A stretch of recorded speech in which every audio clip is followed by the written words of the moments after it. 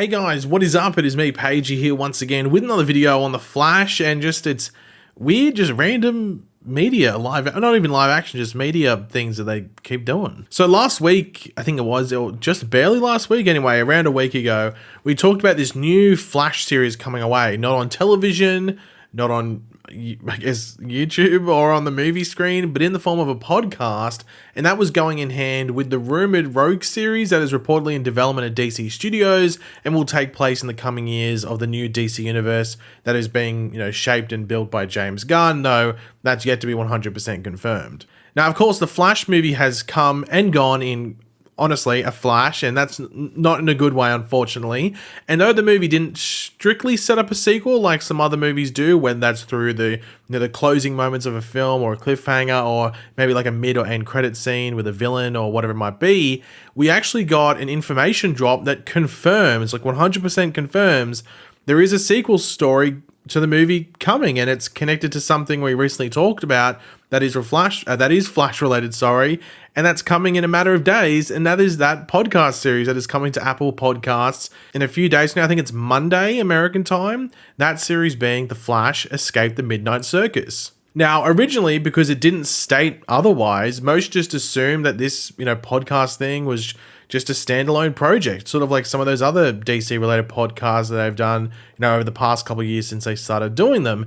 The only real connection that it sort of had with anything was that it was being used to advertise pre-ordering the Flash movie on digital, I think most specifically, or just in general, iTunes. Like when they uploaded the YouTube trailer for the podcast, said, you can pre-order The Flash on whatever. Now, maybe that should have been the hint, but I don't know. But now we know it's actually a sequel to the movie itself, this podcast. And this is by DC. It's official. It's some fan movie weird thing. So what's happening with it? Like, what's the connection between this story and the movie? When is it all set, in regards to the movie? Well, I'm going to let the star of the podcast, Barry Allen himself, played by Max Greenfield, and the writer/director of the project, Henry Lovner, hopefully I'm pronouncing that right, I'll let them say it themselves, as the official Flash Twitter account released this behind the scenes of the podcast production.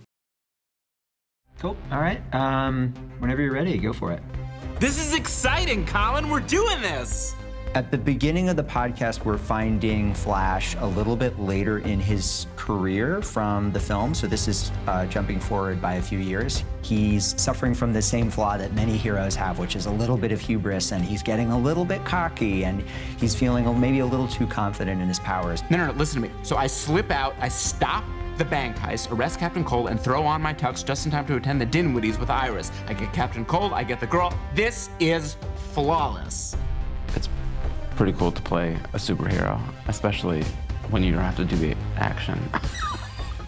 Max is such a unique performer because you can completely buy him as this powerful superhero, but at the same time, he has this almost neurotic vulnerability to him that is so funny. I get it. I'm sorry. It just, you're like a bathroom attendant. The ones that give you paper towels and gum, and I love gum. It was a joy to read, and that to me has been the highlight of this experience. It's very sweet. Thank you. I appreciate that. Watched Waiting to Exhale like 5 times in the last 24 hours, and I broke down in front of the whole lab this morning. My hope is that anyone listening will find something to relate to in the story, even though it's just like this crazy superhero world. I think we're ready to get back into it. Mm-hmm. We have a couple more episodes to record for you. That's it. Great stuff. No, well, okay. Well, ciao. So yeah, as you would have heard there, the podcast story, for The Flash Escape the Midnight Circus, it starts a few years after the events of the Flash movie. Now, usually they do this when it's not like strictly a movie or maybe like a TV show spinning it off. Like I guess now in these days with all the streaming services with a TV show, they usually are very vague in regards to the specific amount of years.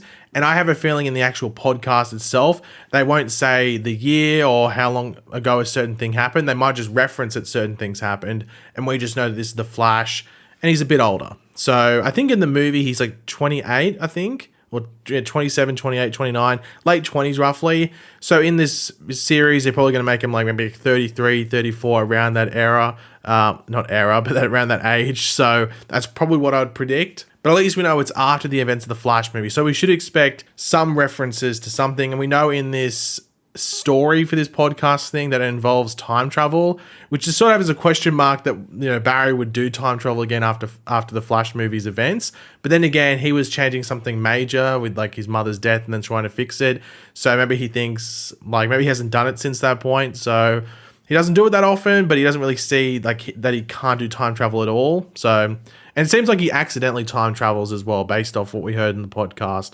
Like snippet that we went over, like I guess around a week ago. So yeah, some people might question the fact that he's going back in time again after the events of the Flash movie, but maybe he doesn't realize that like doing something small like that really has that much of an issue, like an effect on things. Now, one interesting thing listening to this and just sort of seeing Max Greenfield do the voice is that he sort of has a similar voice as Ezra Miller in some of those clips. Like honestly, there's one where like he's talking about like, planning like having dinner with Iris or going to that event and then stopping Captain Cold.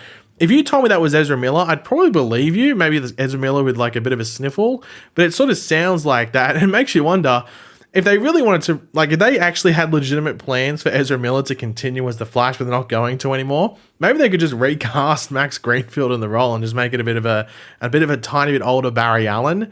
And then you could bring in Wally West and stuff like that. So make it that this Flash has been around for, 8 years or something like that, fully being the Flash and recognized as the Flash. And it sort of might speed along your DC universe and allow you to bring in Wally West and do Kid Flash, then build him up to eventually being the Flash in years to come as well. So, I don't know.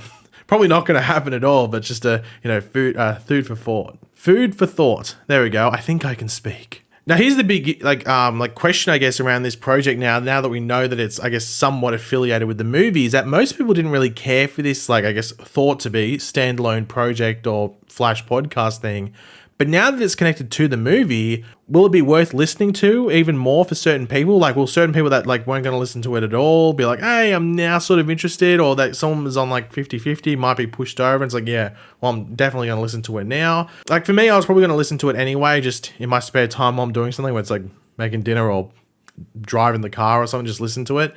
So I think it's going to be worth listening to anyway, just to hear what they have to say or what the story is and if there's any, thing of somewhat interest there. But I think now it's got some sort of connection to something that people would have maybe seen, then maybe there's going to be like an increased reason to watch it for at least some people. Now, one thing I'm very curious about is whether they will do more of these podcast type things and maybe replace comic books and novels that would sometimes do sequel stories like this. Same with prequel stories. So sometimes leading up to a movie, and The Flash did it, they have a couple of prequel comics and stuff like that.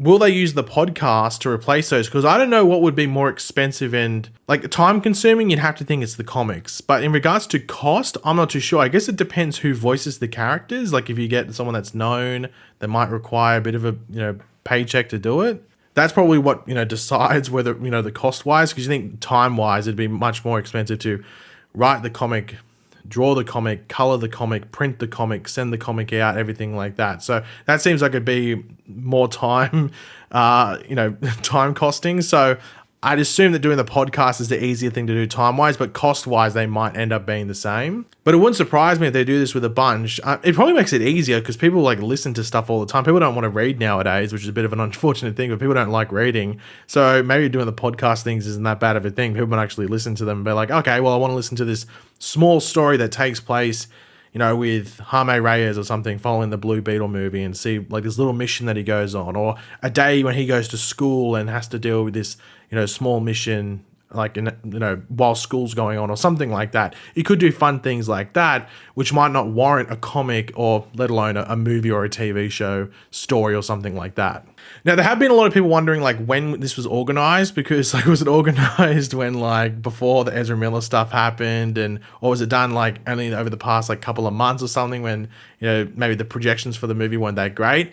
And I think this would have been organized a while ago. I mean, even the recording could have been done, like, months before the movie even came out. I mean, it could have been done last year. We don't really know. There's no dates to anything, really. from what we can tell. So this could have been like when Warner Brothers was expecting the movie to be a much larger success. But here is the thing. Would this be more enticable to watch for fans, and I guess people watching this, if it was connected to the show? Like being like a soft season 10 story of sorts? I mean, to be honest, Eric Wallace, the showrunner for the Flash TV show in its final seasons, said that he would be open to doing something like this, which is like a podcast sort of thing. You know, where you just read the story out and have the voice acting and stuff like that. You probably wouldn't be able to get the actual, or at least most of the characters or actors that did the show, but, you know, something along these lines. I think this whole podcast thing is going to be very big just because I think it's easier to do. And I think actually more people would probably partake in it than buying like a prequel or sequel comic book or novel or whatever it is. So I can see much more of this happening. But James Gunn hasn't really teased this being a part of his plan, so maybe it won't, but that's a wait and see. And the last thing to talk about is just within this podcast, I am curious to see if there's any references to major events for this version of The Flash that happened between the end of the movie and the events of the podcast story. Also, does it take into account the whole new Batman thing? Because we know that George Clooney thing, spoiler for the movie, I guess, but the George Clooney ending was something that was sort of done earlier in the year, I think around February. So it depends, I guess, when this podcast was done.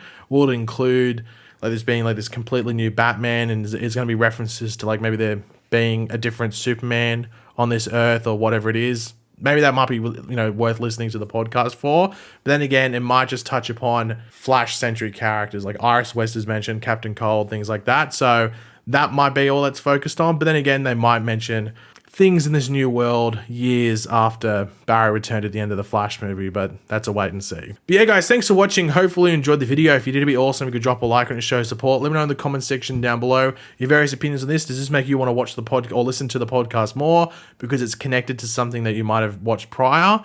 And would you want something like this for like the Flash TV show and other shows and movies that have either ended or are coming up, and you might want these small things there to keep you like sort of ingrained and connected to that universe, and just you don't have to deal with like the big scale, like, you know, world ending things. You can deal with like the day-to-day life of these heroes and stuff like that. I think that's a cool idea. It just depends on the execution and I guess how often they come out and everything like that. But yeah, let me know in the comment section down below your various opinions. And of course, if you are new to the channel, make sure to subscribe, and I'll catch you guys later.